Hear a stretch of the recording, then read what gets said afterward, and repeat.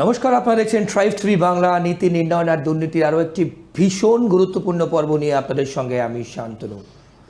অনেক পর্ব আপনারা দেখেছেন এবং অনেক অতিথিদের আমরা এই অনুষ্ঠানে আপনাদের সামনে নিয়ে এসেছি, বিভিন্নভাবে নিয়ে এসেছি। তারা বিশ্লেষণ করেছেন, বিভিন্ন টপিক নিয়ে আপনাদের সামনে আমরা সেই বিশ্লেষণ তুলে ধরেছি। আজকের অন্যান্য পর্বের থেকে আজকের পর্বটা কিন্তু একটু আলাদা রাখছি আমরা। খুব গুরুত্বপূর্ণ, সবার জন্য গুরুত্বপূর্ণ, কিন্তু বিশেষভাবে গুরুত্বপূর্ণ যাদের জন্য। এই মুহূর্তে আপনারা প্রত্যেকে জানেন, এসএসসি যোগ্য চাকরি প্রার্থীরা এখনও বঞ্চিত হয়ে আছেন। তাদের কিন্তু এখনও ভবিষ্যৎ কি হবে তাদের, 31শে ডিসেম্বরের পর কি হবে, খুব ইম্পর্টেন্ট তাদের জন্য। তার সঙ্গে প্রাইমারি 32,000-এর কী হবে, এটাও কিন্তু খুব গুরুত্বপূর্ণ। আপনাদের প্রত্যেকের মনে এই প্রশ্ন উঠছে। তৃতীয়, ওবিসি বিজ্ঞপ্তি কেন জারি করা যাচ্ছে না, ভর্তি কেন হচ্ছে না, ভর্তি করা কেন যাচ্ছে না। চতুর্থ, ডিএ কিন্তু রাজ্য সরকার দেয়নি, কন্টেম্পট অফ কোর্ট দেয়নি। অগাস্টে যদিও তার পরবর্তী শুনানি আছে।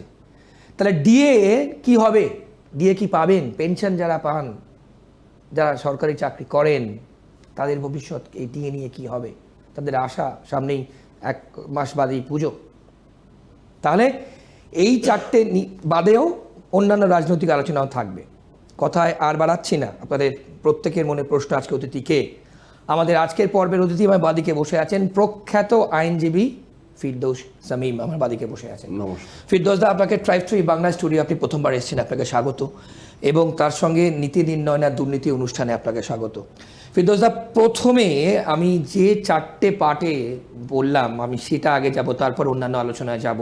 আমি প্রথমেই আসবো এসএসসি চাকরির প্রার্থী নিয়ে। হুলুস তুলুস ব্যাপার, বহু কিছু হচ্ছে এখানে। আমাদের এখানে চাকরিহারা শিক্ষক শিক্ষিকারা এসছেন, সে পর্ব আপনারা দেখেছেন। ভবিষ্যৎ কি? দেখুন, স্কুল সার্ভিস কমিশনের পর্বত প্রমাণ দুর্নীতি হয়েছে, এই নিয়ে কারোর মনে আর অন্ততপক্ষে কোনো প্রকার সন্দেহ নেই। আদালতের নির্দেশে, হাইকোর্টের নির্দেশে গোটা প্যানেল বাতিল হয়েছে, সিলেকশন প্রসেস বাতিল হয়েছে। তারপরে সুপ্রিম কোর্টে গেছে, সেখানেও বাতিল হয়েছে। হাইকোর্ট বলল টেন্টেড ক্যান্ডিডেটদের টাকা ফেরত দিতে হবে। সুপ্রিম কোর্ট সেই রায়টিকেই বহাল রাখলো, অর্থাৎ টেন্টেড ক্যান্ডিডেটদের সুদ সহ টাকা ফেরত দিতে হবে। এখনো পর্যন্ত কিন্তু রাজ্য সরকার সুদ সহ টাকা ফেরতের কোনো প্রকার পদক্ষেপ গ্রহণ করেনি। উল্টে সেই টেন্টেড ক্যান্ডিডেটদেরই আবার নতুন নিয়োগ প্রক্রিয়ায় বসানোর বন্দোবস্ত করেছিল। আমরা মামলা করে সেটা অন্ততপক্ষে আটকাতে পেরেছি, যাতে টেন্টেড ক্যান্ডিডেটরা আবার নতুন প্রক্রিয়ায় ঢুকে গিয়ে আবার যাতে নতুন প্রক্রিয়াটিকে কলুষিত না করতে পারে। বেশ, দেখুন, পশ্চিমবঙ্গের এই মুহূর্তে সবথেকে বেশি ক্রাইসিসে রয়েছে primary education, upper primary education, secondary education, higher secondary education. শুধুমাত্র এটুকু কেন বলবো, কলেজ সার্ভিসে পর্বত প্রমাণ দুর্নীতি হয়েছে। মানে কলেজ সার্ভিসের দুর্নীতি কি হয়েছে, যদি একবার দুর্নীতির জায়গায় এটা যায়, অনেক মামলাই পেন্ডিং, তাহলে কিন্তু সেটা দেখা যাবে পার্সেন্টেজ ওয়াইজ ওখানে কিন্তু আরো বেশি হয়েছে। বেশ, যাই হোক, এই মুহূর্তে যেহেতু স্কুল সার্ভিস কমিশন নিয়ে জিজ্ঞাসা করলেন, স্কুল সার্ভিস কমিশনে এই মুহূর্তের অবস্থান হচ্ছে নতুন পরীক্ষা হবে। আমরা আশা করি যে নতুন পরীক্ষায় দুর্নীতিহীনভাবে হবে, কিন্তু এই আশাটা নিরাশায় পরিণত হতে বেশিক্ষণ সময় লাগবে না।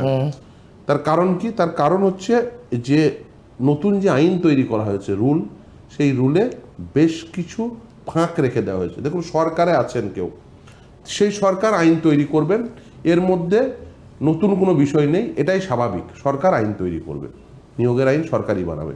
কিন্তু সরকার এমন করে আইন তৈরি করছে যাতে দুর্নীতির পথ প্রশস্ত হয়। কিভাবে? উদাহরণ দিলেই পরিষ্কার হয়ে যাবে। 2016 সালের নিয়োগ প্রক্রিয়া, সেখানে 100 নম্বরের মধ্যে নাম্বার বিভাজন ছিল এরূপ: রিটেন এক্সামিনেশনে 55, একাডেমিক অ্যান্ড প্রফেশনাল কোয়ালিফিকেশনে 35, আর 10 ইন্টারভিউ। বর্তমানে সেটা কি করা হলো? বর্তমানে করা হলো written examination 60, academic 10, prior teaching experience 10, interview 10, lecture demo 10। অর্থাৎ লেকচার ডেমো এবং ইন্টারভিউয়ে 10-20 নম্বর রাখা হলো। এই 20 নম্বরটা সম্পূর্ণভাবে যিনি ইন্টারভিউয়ার, তার একেবারে স্বেচ্ছাধীন ক্ষমতা। ওই দরজা ঠেলে ঢুকলো ছেলেটি, অসাধারণ বডি ল্যাঙ্গুয়েজ, 10-এ 10। বেশ। লেকচার ডেমো 3+2=5, অসাধারণ লেকচার দিয়েছেন, অসাধারণভাবে লিখেছেন, 10-এ 10। আর একটা ছেলেকে যে ওই 500 টাকা দিয়ে ফর্ম ফিল আপ করেছে, ওই বাইরে 10-20 লাখ টাকা দেননি, ফলে তাকে ওই 20-তে 2 দেবেন, ফলে শেয়ার পাবেন না। মানে একেবারে চোখের সামনে দুর্নীতি হবে, কিন্তু কারোর কিছু বলার থাকবে মানে না। ইন্টেনশনালি এইভাবেই করা। আপনি দেখুন, সেটা বলুন।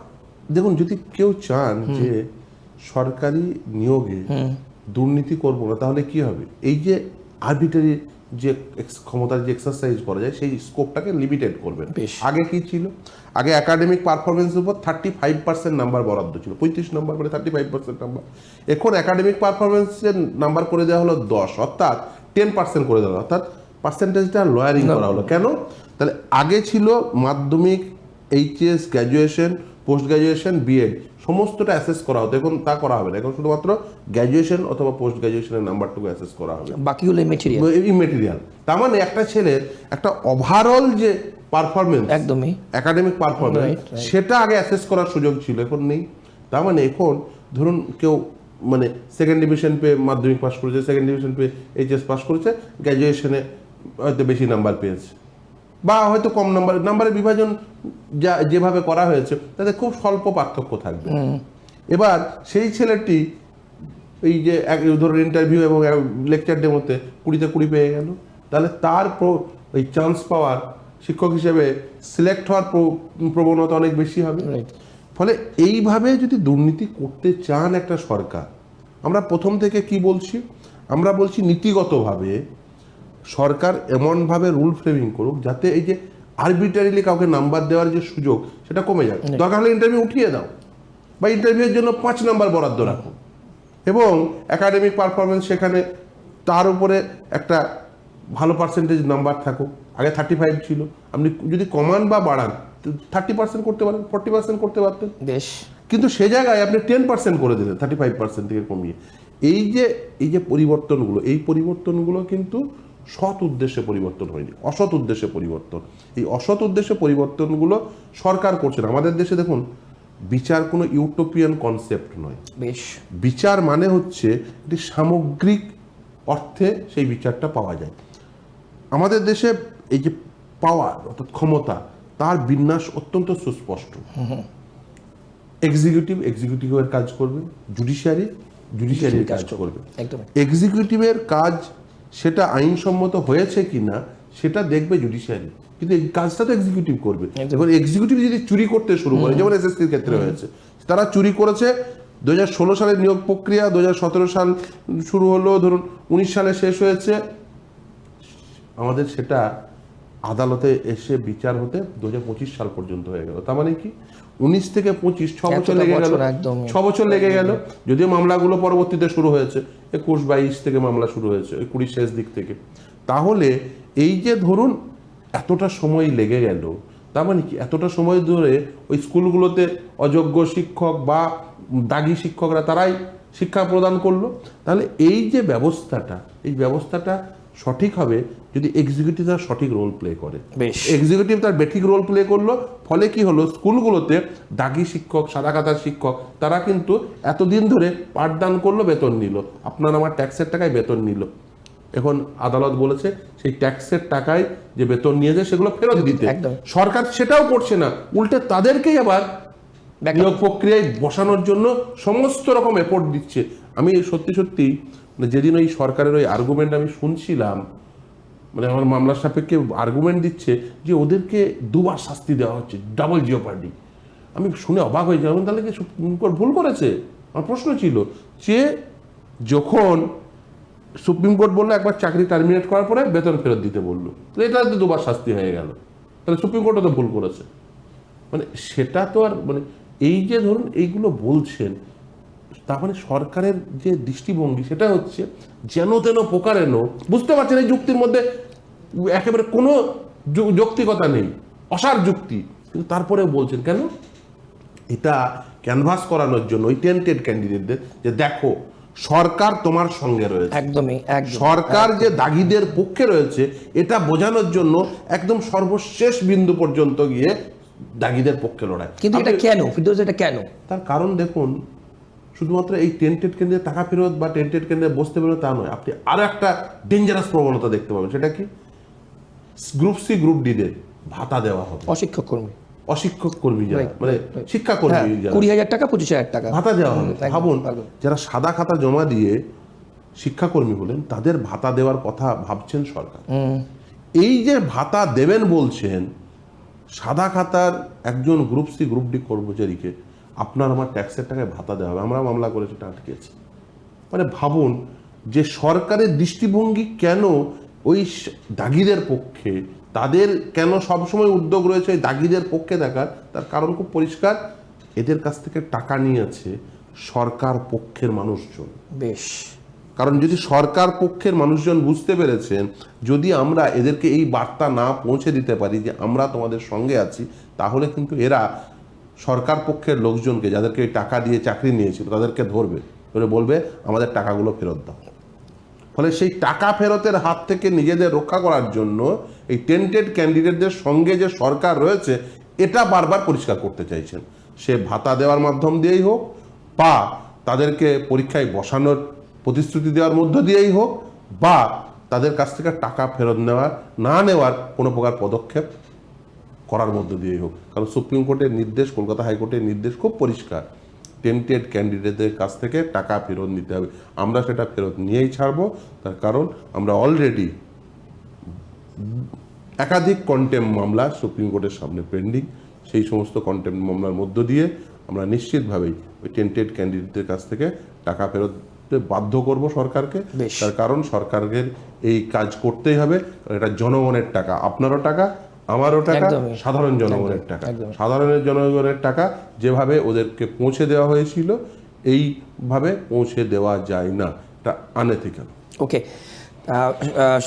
ফিরদৌস, আমি পরের প্রসঙ্গে যাওয়ার আগে যেটা জিজ্ঞেস করবো, 31 তারিখের পর, 31 ডিসেম্বরের পর আমাদের স্টুডিওতে আমি আগেও বললাম, এখানে যারা চাকরিহারা শিক্ষক শিক্ষিকা এসেছিলেন, ইমোশনাল হয়ে অনেক কিছু তারা শেয়ার করেছেন। যারা এই অনুষ্ঠান দেখবেন, প্রচুর মানুষ অনুষ্ঠান দেখেন, 31 ডিসেম্বরের পর কি হবে তাদের ভবিষ্যৎ কি? দেখুন, যারা নতুন যে নিয়োগ প্রক্রিয়া হবে সেখানে যারা পেয়ে যাবেন, আমি আশা করব তারা প্রত্যেকেই পান। কারণ আমি মনে করি তারা প্রত্যেকেই, মানে বটম লাইনে আবার তাদের পরীক্ষা দিতে হবে। হ্যাঁ, অবভিয়াসলি, এ নিয়ে কোনো সন্দেহ নেই, আর কোনো সন্দেহের জায়গাও নেই। এবং তারা যারা পার্টিসিপেট করবেন, যারা নিজেদের যোগ্য বলছেন, নিজেদের অদাগী বলছেন, আশা করব তারা প্রত্যেকেই পান, আমার এই আশা থাকবে। এবং তারা আশা করব তারা পার্টিসিপেট করে তারা সাকসেসফুল হবেন। বেশ, ওকে, এবার আমরা পরবর্তী যে প্রসঙ্গে যাব ফিরদৌসের সঙ্গে ডিসকাস করার জন্য, সেটা হচ্ছে ডিএ। স্টুডিওর বাইরে আপনি আমার সঙ্গে একটা খুব আবেগপ্রবণ মুহূর্ত আমার সঙ্গে ফিরদৌসদা যখন কথা বলছিলেন, শেয়ার করছিলেন পেনশন নিয়ে, যারা রাজ্য সরকারি পেনশনার্স আছেন এবং যারা কর্মচারী আছেন, তাদের ডিএ কিন্তু কন্টেম্পট অফ কোর্ট হয়েছে। ফিরদৌসদা একটু স্ট্যাটাসটা বলেন, এবং যদি একটু সবার সঙ্গে শেয়ার করেন আপনার অভিজ্ঞতা। দেখুন, ডিএ মামলা আমি আজ থেকে নয়, অনেক দিন থেকে লড়ছি। Confederation of state government employees হচ্ছে মূল মামলাকারী। ফলে প্রথম থেকেই তাদের সেই মলয়দা শ্যামলদাদের সঙ্গে সেই ব্রিফ তৈরি করা থেকে শুরু করে, মানে ডিএ তো একটা দীর্ঘ জার্নি, 6 বার জিতেছি এই মামলায়। এবং সব থেকে পীড়া দেয় এই মুহূর্তে আমি আপনাকে বলছিলাম ইনফ্যাক্ট, যে এই পেনশনারদের, এবং প্রায়শই মানে সব থেকে বেশি ফোন পাই আমি পেনশনারদের। কারণ আমি যেহেতু এই সংক্রান্ত মামলাগুলো করি, ফলে ধরুন যারা সার্ভিস ম্যাটার করি, এডুকেশন ম্যাটার করি, ফলে বেশিরভাগ যারা সার্ভিস হোল্ডার তারা তো আসেনি, কিন্তু যারা মানে বয়স্ক মানুষ যারা আসতে পারেন না, ফোন করছেন। একজন ভদ্রলোক আপনাকে শেয়ারও করছিলাম, তিনি এসছেন, মানে তিনি এসছেন একদম মানে ওই লাঠির উপর ভর করে, সে আমার সঙ্গে এই কারণেই দেখা করতে এসছেন যে কবে তিনি ডিএটা পাবেন। এটা কেন জিজ্ঞাসা করতে এসছেন আমি আপনাকে বলছিলাম মোবাইলে। 16,000 টাকা তিনি পেনশন পান, তার মধ্যে ওনাদের স্বামী স্ত্রীর ওষুধের ব্যয় হচ্ছে 14,000 টাকা। তাহলে ভাবুন, একদম 2,000 টাকা মাত্র হাতে থেকে যায়। সেই 2,000 টাকায় তাকে সংসার করতে হবে। এবার অনেকে ভাববে যে 2,000 টাকা তো হয় না। হ্যাঁ, নিশ্চিত হয় না। তিনি বললেন যে তার যেটুকু সঞ্চয় আছে, প্রতি বছর সেই প্রতি মাসে সেই সঞ্চয় থেকে তাকে একটু একটু করে নিতে হচ্ছে। ফলে কি হচ্ছে, সঞ্চয়ের পরিমাণ কমতে শুরু করে। তিনি অত্যন্ত উদ্বিগ্ন, মানে তিনি যেভাবে দেখা করতে এসেছেন, আমার এত খারাপ লাগছে যে এই একদিকে সরকার মেলাতে খরচ করছে, খেলাতে খরচ করছে, এই এখন বলছেন যে ওই পুজো কমিটিদের টাকা দিচ্ছেন, বুথে বুথে 10 লক্ষ করে টাকা দেবেন। তাহলে এতদিন ধরে আপনি বলছেন যে এই উন্নয়ন হয়নি, ছোট ছোট উন্নয়নগুলো করবেন। তো এতদিন ধরে 14 বছর 2011 সাল থেকে ক্ষমতায় আছেন, আজ প্রায় 14 বছর হয়ে গেল, তাহলে কিসের উন্নয়ন হলো? তাহলে এই টাকাগুলো খরচা করবেন, অথচ এই যে পেনশনারদের এত স্বল্প পরিমাণ পেনশন, মানে মাত্র 2000 টাকায় একটা লোককে সংসার প্রতিপালন করতে হচ্ছে, এবং একেবারে প্রান্ত সীমায় এসে দাঁড়িয়ে সেই লোকটি মানে 70 অ্যাবভ হয়তো তার এজ, আমি তার এজ জিজ্ঞাসা করিনি, কিন্তু দেখে তো একটা মানুষের বোঝা যায়, হ্যাঁ মানে 70 অ্যাবভ এজ, সেই মানুষটির মানে 2000 টাকায় সংসার প্রতিপালন হচ্ছে, সেই মানুষটির এই একটু দিয়ে একটু বেশি পেলে সেই মানুষটি একটু সুবিধা হয়, প্রতি মাসে তার ওই সঞ্চয়ের টাকা ভেঙে খেতে হয় না। দেখুন, ডিএ যদি আপনি না দেন একটা কর্মচারীকে, আসলে কি হয়, বেতনে হ্রাস ঘটে। তার কারণ বাজারে মূল্য বৃদ্ধি ঘটছে, দ্রব্যমূল্যের দাম বাড়ছে, দ্রব্যমূল্যের মূল্য বৃদ্ধি। প্রথমে তো এটা কন্ট্রোভার্সি ছিল, ডিএ দান নাকি ডিএ অধিকার। দেখুন, ডিএ তো আইনসঙ্গত অধিকার, এই নিয়ে আর সরকারের মনেও কোনো সন্দেহ থাকার কথা নয়। দেখুন, আমি বুঝতাম যদি সরকার, আমি বুঝলাম রোপা রুল 2009 পড়ে সরকার বুঝতে পারেনি। আচ্ছা, প্রথমবার হারার পরে তো অন্তত বোঝা উচিত ছিল, আচ্ছা দ্বিতীয়বার হারার পরে বোঝা উচিত ছিল, তৃতীয়বার হারার পরে বোঝা উচিত ছিল, চতুর্থবার হারার পরে বোঝা উচিত ছিল, পঞ্চমবার হারার পরে বোঝা উচিত ছিল, ষষ্ঠবার হারার পরে বোঝা উচিত ছিল। 6 বার হেরেছে। একটা মানুষকে একটা লাইন বুঝতে কতবার হারতে হয়? রাজ্য সরকার 6 বার হেরেছে আমাদের কাছে, তারপরেও ওই লাইনটির মানে বুঝতে পারেনি যে ডিএ এআইসিপিআই অনুযায়ী দিতে হবে। এরপরেও দেখুন, সরকার অ্যাপিল করতেই পারেন, সরকার সুপ্রিম কোর্টে যেতেই পারেন, অধিকার আছে। অনেকে বলবেন অধিকার নেই, অধিকার আছে, কিন্তু সরকার যাচ্ছে কার টাকায়? জনগণের টাকায়, তার নিজের কর্মচারীকে ডিএ না দেওয়ার জন্য। মানে এর থেকে যন্ত্রণাদায়ক, বঞ্চিত, শব্দটা মনে আরো আপনার অ্যাপ্রোপ্রিয়েট হয়। একদম। আমি তো বলি যে এই রাজ্যে দেখুন এমন কোনো মানুষ পাবেন না যারা সরকারের দ্বারা বঞ্চিত। একদম, মানে সে কি বেকার তরুণ তরুণী, কি সরকারি কর্মচারী, কি পেনশনার, কি নিম্নবিত্ত মানুষ, কি মধ্যবিত্ত মানুষ, প্রত্যেকেই সরকারের দ্বারা বঞ্চিত। দেখুন, সরকার যেখানে টাকা ব্যয় করার কথা নয় সেখানে টাকা ব্যয় করছে। আচ্ছা, পুজো কমিটি, আপনি বলুন তো, আপনার ছোটবেলায় আপনি পুজো সেখানে পার্টিসিপেট করতেন না? পুজো যারা আজকে আয়োজক, যারা পূর্বেও আয়োজক ছিলেন, তারা পুজো মণ্ডপে দুর্গাপুজোর প্রতিমা আনতেন না? তারা পুজো মণ্ডপ সাজাতেন না? সেদিন তো সরকারের কন্ট্রিবিউশন প্রয়োজন, কিন্তু আজকে কেন প্রয়োজন হচ্ছে? ধর্মপ্রাণ হিন্দু বা ধর্মপ্রাণ মুসলিম তাদের ধর্ম পালন করবে, তার জন্য সরকারের কোনো কন্ট্রিবিউশন প্রয়োজন হয় না, কিন্তু সরকার কন্ট্রিবিউট করছেন কেন? কারণ শাসক দলের সুবিধা হবে। অথচ যাদের প্রয়োজন, ওই যে ভোট উঠতে হবে তো একদম। দেখুন, ওই যে বৃদ্ধ মানুষটি যে এসে বলছে যে 16,000 টাকা পেনশনের 14,000 টাকা আমার ওষুধের ব্যয় হয়ে যায় স্বামী স্ত্রীর, তাহলে 2,000 টাকায় যার সংসার মানে ওই প্রতি মাসে ওই 2,000 টাকা প্লাস ওই যেটুকু সঞ্চয় আছে সেখান থেকে যতটুকু প্রয়োজন ততটুকু নিয়ে তিনি সংসার প্রতিপালন করছেন। সেই মানুষটিকে দিলে আরে আপনারই তো সুবিধা হতো। সেই মানুষটিকে আজকে এসে, সেই মানুষটি এসে হাইকোর্টে এসে দেখা করে আমাকে বলছে যে বাবা, মানে 4th আগস্ট হয়ে যাবে তো, মানে বিশেষ করে যেদিন এই ঘোষণা করলেন তার পরের দিন এসে আমি আপনাকে বলছি, দেখুন আপনার বাড়িতেও একজন পেনশনার আছেন, মানে আমার ভাই তো পেনশন পায়, তাহলে ভাবুন, মানে আপনি জিজ্ঞাসা করবেন তো মাকে যে মানে একটু ডিআর যদি একটু বেশি পেতেন তার সুবিধা হতো তো। বয়স হলে ওষুধের খরচা নির্ভরশীলতা বেড়ে যায় ডেফিনেটলি, এবং যারা ধরুন, দেখুন আপনার পেনশন নেই, আমার পেনশন নেই, আমাদের এক ধরনের মানুষ মনস্তত্ত্ব রয়েছে, কিন্তু যে মানুষটি পেনশন তার মনস্তত্ত্ব হচ্ছে যে মাস মাইনেটা এলে মুদির দোকানের খরচ, ওষুধের দোকানের খরচ একসঙ্গে। দেখুন এইগুলো কি হয়, সাধারণত ক্রনিক ডিজিজ কিছু থাকে, কারণ হয়তো সুগার রয়েছে বা অন্য কিছু ক্রনিক ডিজিজ রয়েছে, তারা কি করেন ওই মাসে একসঙ্গে টাকাটা পেলে ওষুধটা কিনে নেন। ইভেন ওষুধের দোকানে আমি এটাও দেখেছি, এটা আপনি আমি প্রত্যেকেই বুঝতে, সরকার বুঝতে পারছে না। দেখুন, এই মানুষগুলোর লড়াইটা এই মানুষগুলোর জন্য, এই বঞ্চিত ছেলে মেয়ে, এই যে ধরুন প্রতি বছর যদি এসএসসি হতো, প্রতি বছর টেট হতো, দুর্নীতি যদি না হতো, এই যে বেকার যুবক যুবতী, তরুণ উজ্জ্বল বেকার যুবক যুবতী, তাদের বাড়িতে বসে থাকতে হতো না, তাদের কি ওই পরিযায়ী শ্রমিক হয়ে অন্য রাজ্যে যেতে হতো না। কিন্তু তাদেরকে যেতে হচ্ছে, তার কারণ সরকার দুর্নীতি করছে, সরকার দুর্নীতি করার জন্য আইন তৈরি করছে, যাতে দুর্নীতির পথ প্রশস্ত হয়। 2016 সালে রিক্রুটমেন্ট প্রসেসে একটা রিক্রুটমেন্ট প্রসেসে panel with breakage of marks প্রকাশ হয়নি। কেন হয়নি? যারা পরীক্ষায় পার্টিসিপেট করেছিল তারা কেউ বলেছিল যে আমাদের মার্কস প্রকাশ করবেন না?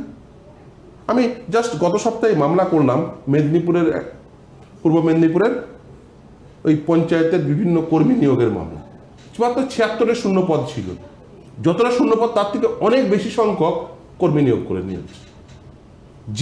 যে ছেলেটি পার্টিসিপেট করেছে সে তার ওয়েমার নিজের ওয়েমার শিট চাইছে, মানে যা রিকোয়ারমেন্ট তার থেকে বেশি শূন্য, যা অ্যাডভার্টাইজমেন্টে যে শূন্য পদ ছিল, ভ্যাকেন্সি ছিল, তার থেকে বেশি রিক্রুটমেন্ট, বেশি সংখ্যা রিক্রুটমেন্ট। তার মানে কি? আর্থিক লেনদেন, মানে পয়সা দাও চাকরি নাও, পয়সা দাও চাকরি নাও। এবং শুধু তাই না, যে ছেলেটি পার্টিসিপেট সে বলছে কিচ্ছু না, আমার নিজের ওয়েমারটা দিয়ে দাও, ওয়েমারের হদিস নেই। মানে এই জায়গায় আমরা নিয়ে গেছি। ফিরদৌস, 4 তারিখ কি হতে পারে? সবাই যারা দেখুন, 4 তারিখে আমি খুব পরিষ্কার বলে, 4 তারিখ মানে 4th অগস্ট, একদম 4th আগস্ট ডিএ মামলায় রাজ্য সরকারি কর্মচারীরা জিতবেন। এবং এই যে 25% এরিয়ার ডিএ, তো সেই 25% নয়, 100% এরিয়ার ডিএই পাবেন। কেন? দেখুন, সুপ্রিম কোর্টে যদি আপনি এই সর্বশেষ 16ই মের যে নির্দেশটি পড়েন তাহলে পরিষ্কার হয়ে যাবে। এই যে রাজ্য সরকার বলছে না একটা অ্যাপ্লিকেশন করে যে আমাদের টাকা নেই দেওয়া, 16ই মের নির্দেশে স্পষ্টত বলা আছে, সুপ্রিম কোর্ট লিখছে যে ট্রাইব্যুনাল এবং হাইকোর্ট রাজ্য সরকারের যে টাকা নেই এই বলাটিকে নেগেট করে দিয়েই ডিএ দিতে বলেছে। তাই 25% এরিয়ার ডিএ দিতে বলছি। দেখুন, এরা যে বলছে যে এরিয়ার ডিএ, এরা যুক্তি দিয়েছে অ্যাপ্লিকেশনে, যদি আমরা মামলায় জিতি তাহলে কর্মচারীদের কাছ থেকে কি করে নেব, আমাদের কাছে টাকা নেই, আরো 6 মাস সময় দিন। আরে সুপ্রিম কোর্ট তো বুঝেছেন যে আপনাদের আর কর্মচারীদের টাকা ফেরতের প্রশ্নই নয়।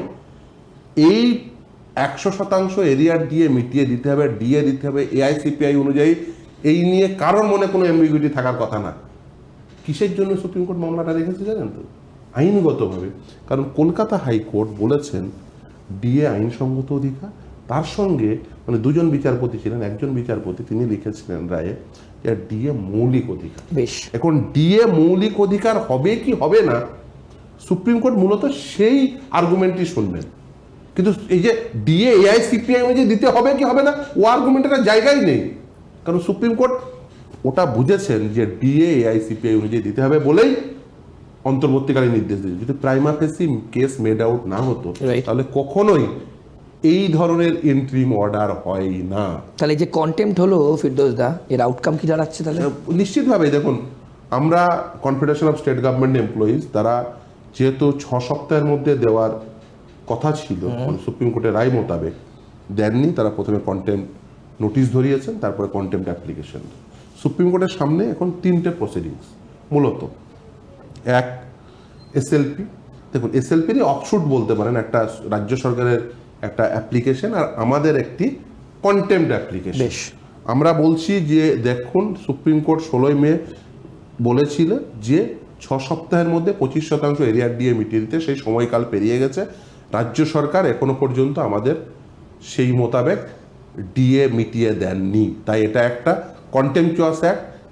এরা একেবারেই এই রায়ের যে নির্দিষ্ট প্রতিপাদ্য বিষয় ছিল সেটিকে ভঙ্গ করেছেন, তাই এদের বিরুদ্ধে রুল ইস্যু করা হোক, প্রয়োজনে জেলে নিয়ে যাওয়া হোক। প্রয়োজনে কেন, জেলেই নিয়ে যেতে হবে যদি এই রায় তারা এক্সিকিউট না করেন, কর্মচারীদের 25% এরিয়ার ডিএ না মিটিয়ে দেন। তার মানে আপনি মোটামুটি যা বলছেন তাদের ফিনান্সিয়াল ইমার্জেন্সি না, দেখুন সেটা তো রায় যা হবে, সুপ্রিম কোর্ট যা নির্দেশ দেবেন সেই অনুযায়ী হবে। কিন্তু আমি মনে করি 25% এরিয়ার ডিএ ইমিডিয়েট মিটিয়ে দেওয়া উচিত। এখনো বেশ কিছুদিন বাকি আছে।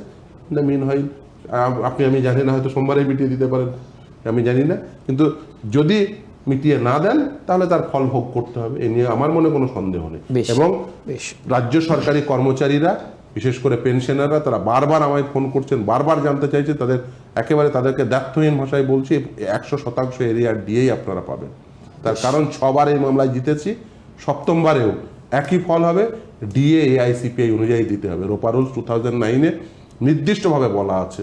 এর জায়গা থেকে নড়ার সরার কোনো জায়গা নেই রাজ্য সরকার। বেশ, ফিরদৌস দা, অনেক টপিক, আমাদের সময় কম, জাস্ট এক সংক্ষেপে এক লাইনে যদি একটু বলেন ওবিসি এবং প্রাইমারি এই মুহূর্তে আপডেট। দেখুন, প্রাইমারির আগামী 30 তারিখ এবং 31 তারিখ বাংলার পরবর্তী শুনানি। ফলে প্রাইমারিতে এসএসসি থেকে বেশি দুর্নীতি হয়েছে। একদম। এই নিয়ে তাহলে আবার 32,000 কে নিয়ে দেখা যাক, সে আদালত যা নির্দেশ দেবে সেটাই হবে, কিন্তু আমি মনে করি প্রাথমিকে এসএসসি থেকে বেশি দুর্নীতি হয়েছে। আর ওবিসি বিজ্ঞপ্তি যা যাচ্ছে না এবং ভর্তি তো বন্ধ কোনো। ওবিসির ক্ষেত্রে আমি বলবো এই সমস্যাটা তৈরি করেছেন রাজ্য সরকার। বেশ, দেখুন, 1993 সালের আইন এবং ইন্দিরা সাহানির জাজমেন্ট যদি পড়েন, খুব পরিষ্কার সমস্ত জনগোষ্ঠীর মধ্যে যে জনগোষ্ঠীর মধ্যে থেকে আপনি ক্লাস অফ সিটিজেন আইডেন্টিফাই করতে চাইছেন, তাদের মধ্য থেকে সার্ভে করে, মানে সমস্ত পপুলেশনটিকে সার্ভে করেই তাদের মধ্যে থেকে ক্লাস অফ সিটিজেন আইডেন্টিফাই করা। আমি মনে করি এটি 2 সপ্তাহের একটি এক্সারসাইজ। সেই 2 সপ্তাহের এক্সারসাইজটি করেই ক্লাস অফ সিটিজেন আইডেন্টিফাই সহজেই করা যায়। রাজ্য সরকার, আমি জানি না, তারাই বলতে পারবেন কি কারণে তারা সেটা করছেন না। তারা নিজেদের ওই ক্ষমতা জাহির করতে গিয়ে এই সমস্যাটি পাকিয়েছেন। যদি ব্যাকওয়ার্ড কমিশন তারা যদি এই গোটা পপুলেশনকে সার্ভে করে ক্লাস অফ সিটিজেন আইডেন্টিফাই করতো, এই সমস্যাটা থাকতো না। রাজ্য সরকার এই শুধুমাত্র আমি ক্ষমতায় এসেছি ভোট পেয়ে, তাই আমি যে কোনো জনগোষ্ঠীকে ওই ওবিসি হিসেবে ট্রিট করিয়ে দিতে পারি, এটা পারেন না। এটা ইন্দিরা সাহানির জাজমেন্টের পরিপন্থী, এটা 1993 সালের যে আইন তার পরিপন্থী। এটা করতে গিয়েই ভাবুন তো, 2011 সালে ক্ষমতায় এসেছেন, 2012 সালে যে আইনটি আনলেন সেটা অসাংবিধানিক ডিক্লেয়ার হলো, তার একাধিক প্রভিশন, কিন্তু 1993 সালের আইন সেটা সাংবিধানিকভাবে বৈধ। তাহলে 1993 সালের আইন মোতাবেক আপনি যদি ক্লাস অফ সিটিজেন আইডেন্টিফাই করতেন, এই সমস্যা তৈরি হতো না। আপনি এই সমস্যা তৈরি করেছেন। এই সমস্যার সমাধান করা যায় মাত্র 2 সপ্তাহের মধ্যে, কিন্তু সমাধান করছেন না। তার কারণ কি? বেসরকারি বিভিন্ন বিশ্ববিদ্যালয়গুলোকে ছাত্রছাত্রী সাপ্লাই করতে হবে। যদি